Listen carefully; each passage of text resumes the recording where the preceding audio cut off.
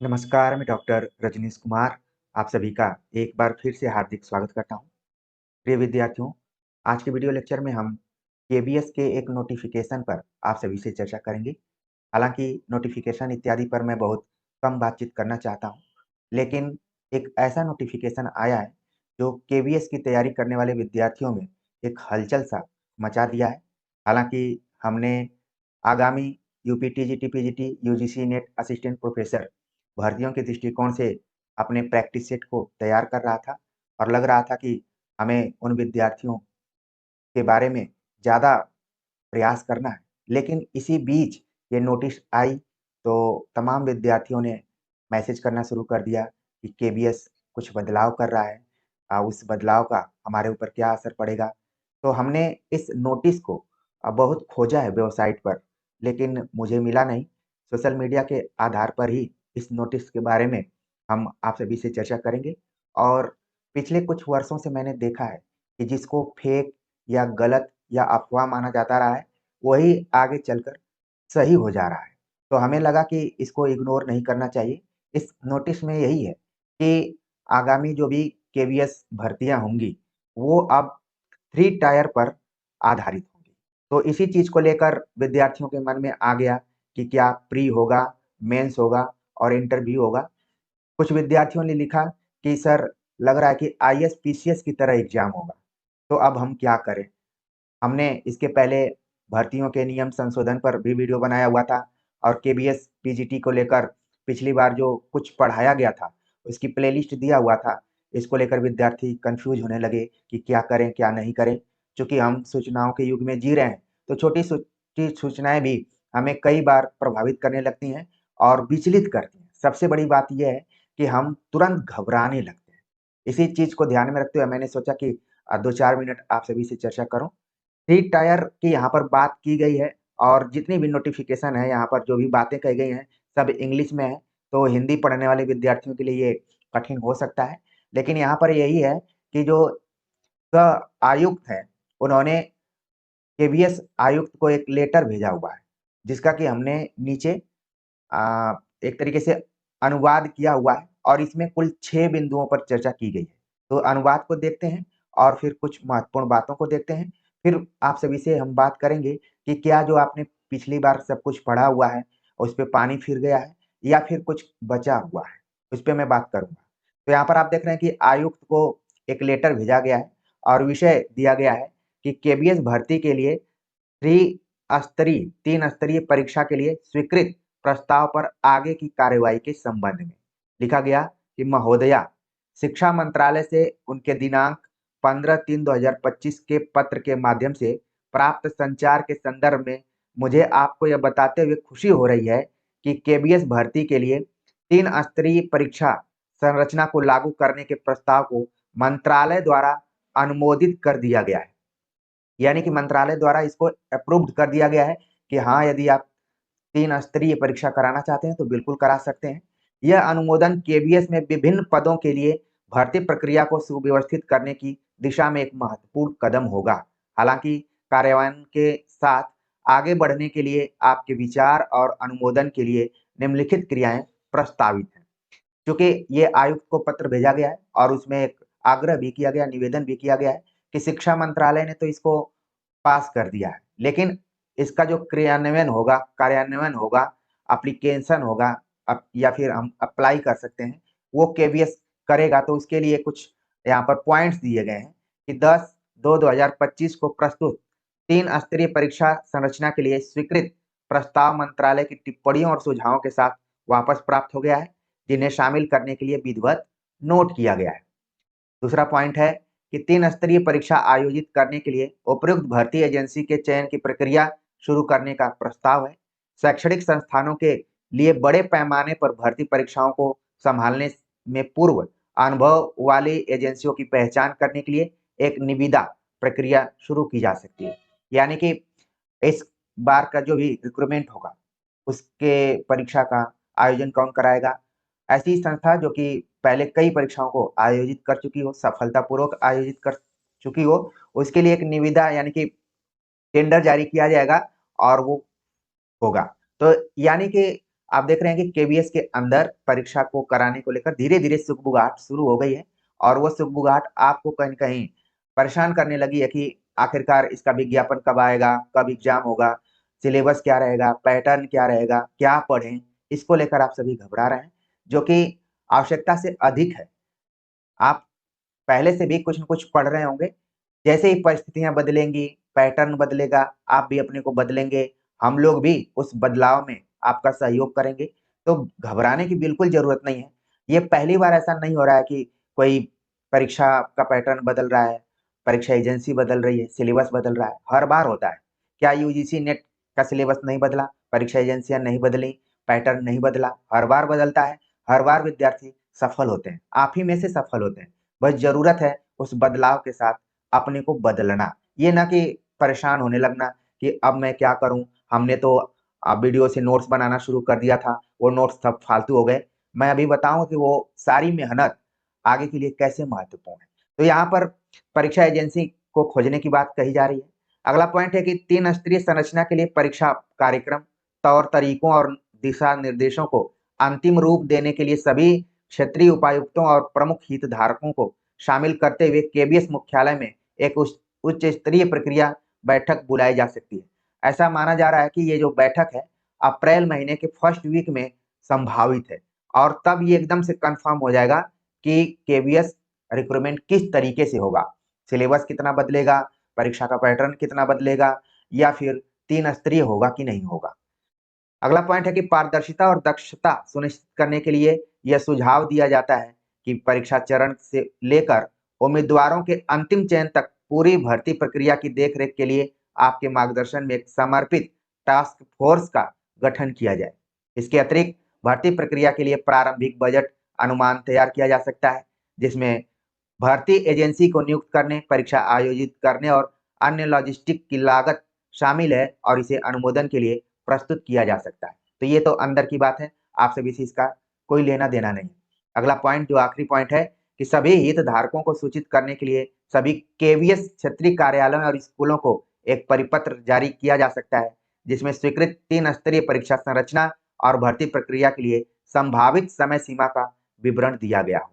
तो इसका मतलब है कि अगर इस लेटर को हम सही माने तो केवीएस के अंदर परीक्षा को लेकर बातें होनी शुरू हो चुकी हैं, जो कि जल्दी ही आपके सामने दिखाई पड़ सकते हैं।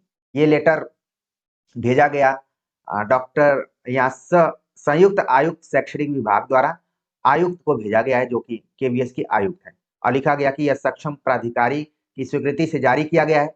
मैं आपसे अनुरोध करता हूँ कि उपरोक्त कार्रवाई को यथाशीघ्र आगे बढ़ाने के लिए आपका मार्गदर्शन और अनुमोदन प्राप्त करें ताकि केवीएस भर्ती के लिए 3 स्तरीय परीक्षा संरचना का समय पर कार्यान्वयन सुनिश्चित हो सके। और ये लेटर भेजा गया और किसको-किसको टैग किया गया है, नीचे सारी चीज़ें दी गई हैं। अब सबसे महत्वपूर्ण बात ये है कि अगर इसमें टियर 3 लागू हो जाता है, तो आपके लिए कितना कठिनाई होगी और कितनी चुनौती होगी। देखिए, ये पहली बार इस तरीके का नहीं हुआ है।